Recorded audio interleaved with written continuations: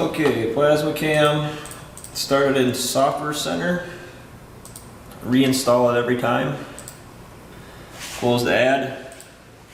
The very first thing you need to do is go to Machine Initialize. It's going to connect the computer to the torch.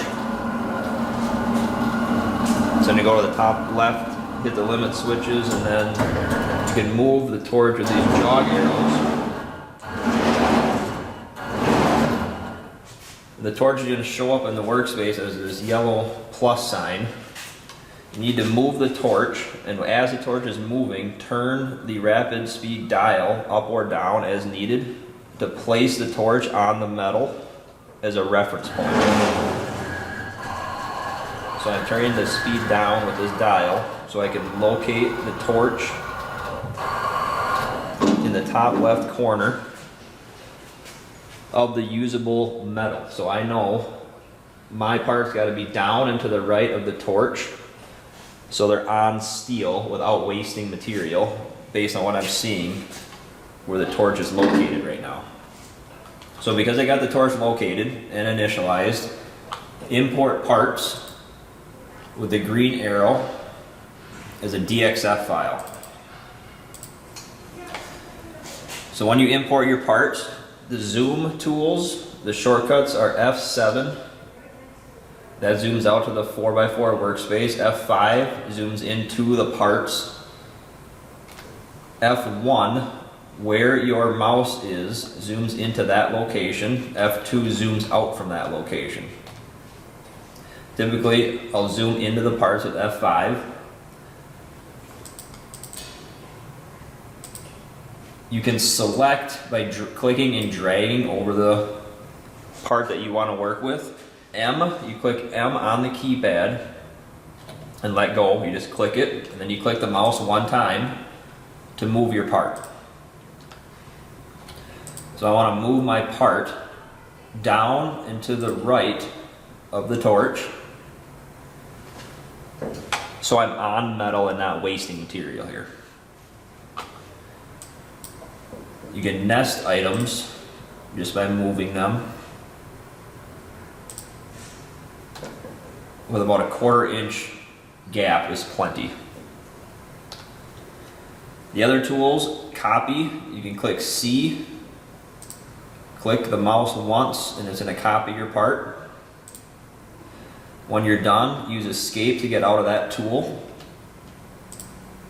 If you want to rotate parts, you can hit R, you just click it, click the mouse once. This is an extra step. You have to click this reference line, a second click, and rotate your part.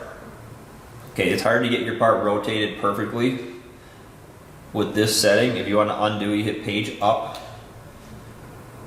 You can go to settings, it's called snapped orthological. This setting is going to lock your movement to 45 and 90 degrees, which is useful for rotating. It locks it in place. If you want to move it along a certain line, it locks it on that line. If you want to move in a more precise spot, as I did when I started, I prefer to have that turned off so I can move precisely. I can just put it right exactly where I want without fighting those angles and those lines that it locks to.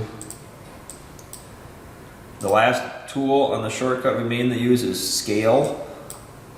S, you select what you want, click S, click the mouse, there's this secondary line option here. The farther away you pull this line, the more detailed you can scale it.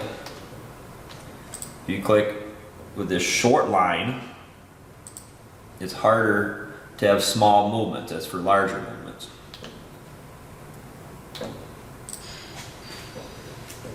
If you want to check a dimension, you go to Draw Dimension. You cannot drive dimensions in this program to location, but you can check them just by clicking 2 points. So if you want to scale an item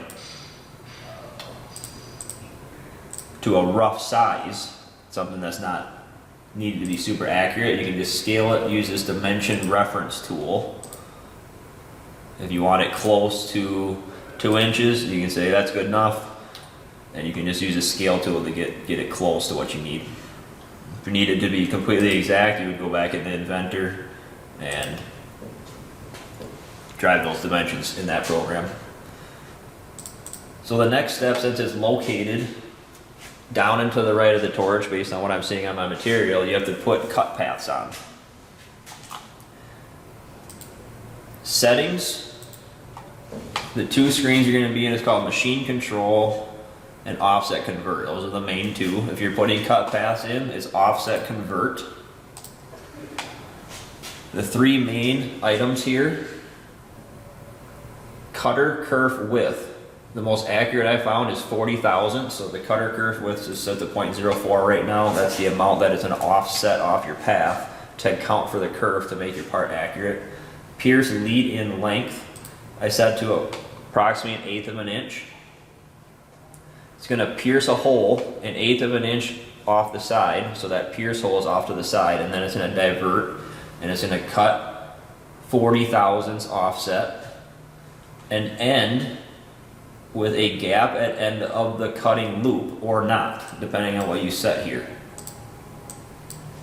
For all the internal holes, typically the small internal holes, I'll set this gap to end of loop at 0, so it cuts all the way around. There's no gap at the end, or tab, in other words.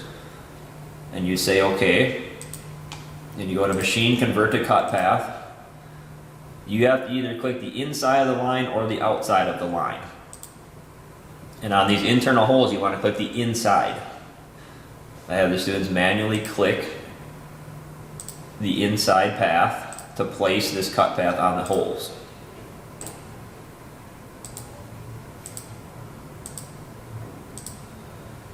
The outside path, typically, it depends on the part, but typically I want to have a tab so that the part doesn't fall down on the bottom of the tray, or it doesn't tip, causing the torch to hit the part and stop the cutting process. So I would go into settings.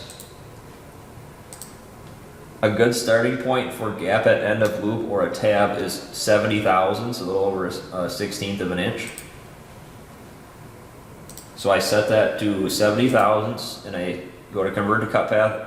On the outside path, you're going to click the outside of the line. It says, do you want to automatically convert the inside holes? I already did that, so I'm going to say no.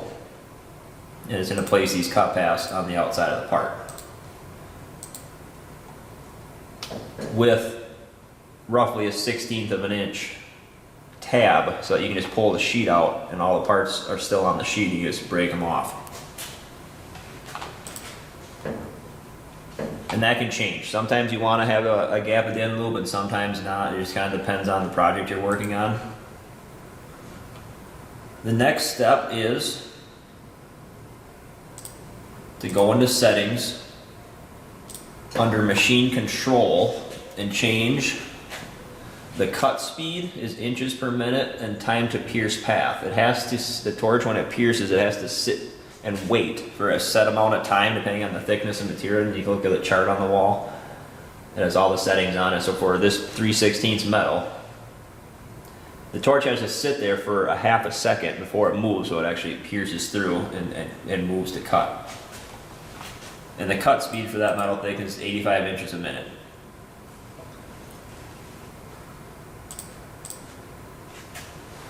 Once you have your parts located in relation to your torch on your metal, so you know you're on metal without wasting material, all your cut paths are put on with a gap at the end of the loop or not, depending on the application.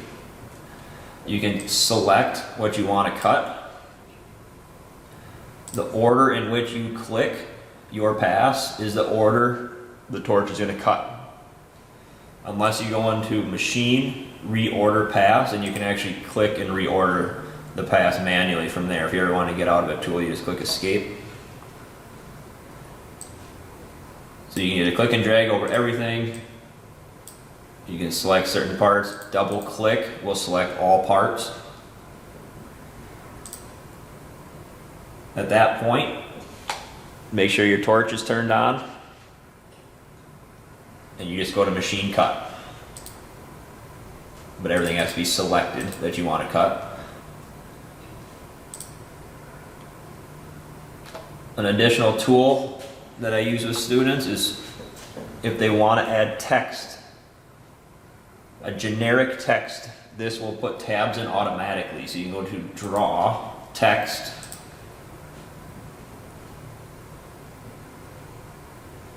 this takes a second to load this tool.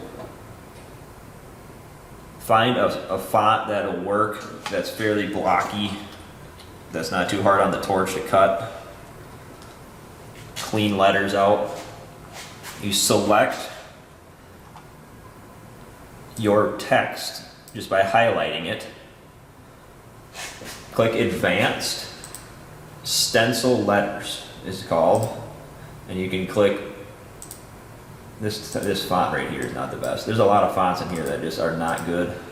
Okay, so this is a blockier font. There's a lot of fonts in here that this isn't automatically put tabs in for you. And if they want a very specific logo, they're gonna have to trace that out in Illustrator to get it exact. But if it's just a generic font, there's a whole bunch of them in here, and you click Advanced Stencil Letters. You can have the tabs below the hole, across the hole, or through both holes. It doesn't really matter. You just need to have at least one tab. You click and say OK. And with this tool, you got to click the mouse. If you pull it down, it doesn't do anything. You have to pull the mouse up, and it's going to place your text. You can move this around, and it builds these tabs in automatically for you. So if they're doing artwork and they just want some generic font, I'll just have them put the text in like this. It just saves some time to draw this out correctly so these letters turn out properly. So that's mainly the tools the students are going to be using. If the torch acts up or there's errors, it's not initializing properly, it doesn't move how it should, it stops cutting and shows errors, you need to just reset the machine under Settings, System Setup, and just click Restore All Factory Settings. And it's going to say, you sure you want to do this? Yes. So just that one click, this thing is now completely reset. You're going to have to go and change some of these settings back. The cutter kerf width does default to 80 thousandths. I find that to be too much. The 40 thousandths I find to be very accurate. So once this is set, it's going to save. The pierce lead-in is defaults at 0.15, a little over an eighth. I just leave it at that. And then the gap at end of loop, students are going to need to change that as needed. I'll typically put this to reduce heat setting for cut path order. So if it cuts 20 parts laid out, it doesn't cut them all right next to each other. That whole surface will get really hot. It'll alternate randomly to reduce heat. Plus I'll use exclude crossovers, so the torch doesn't cross over paths when it generates cut paths. I found that to be a good setting. So you're going to, if you are resetting the machine, you're going to have to click exclude crossovers, reduce heat, change that cutter kerf to 40 thousandths. Machine control, the rapid travel speed, I'll always just use this dial here as I'm moving the torch, but it defaults it to 1,000, which is way too high to be using. Just drop it down a couple hundred to start. Your cut speed, you're going to have to change based on your metal thickness in the chart, and the pierce time, the pierce path is going to have to be changed, and that's always going to have to be changed just depending on what you're cutting. The last piece is this height control tab. The only time you should be in the height control tab is when you reset the machine. Once you do all this stuff once, it's going to save it. Select raise and lower between cuts, so when it cuts and it goes to another part, it actually raises up so it doesn't hit anything. You have to use torch height control so that it automatically changes arc length based on voltage. If your arc length gets longer, it senses an increase in voltage and the Z height corrects automatically. So you need to select use torch height control. The cut height, I find a 1/16 of an inch to be a good setting, so I'm type 0.06. And then you need to select auto 0 Z shift and auto 0 arc voltage shift. So I did raise and lower height in both the autos, and I made the 16th inch height. And I'm going to say okay. Now what you need to do is cut a line on your material. And when you're cutting this line, it's going to calibrate the arc length based on voltage. So I'm just going to draw a line here, and I can see my torch right now. I got metal just down below here, so I'm just going to make a line. Doesn't really make a whole lot of difference what it is. It just has to be something to cut here, so as it cuts it can calibrate voltage. I got my cutter on. I just put a cut path on it, and I'm going to hit cut.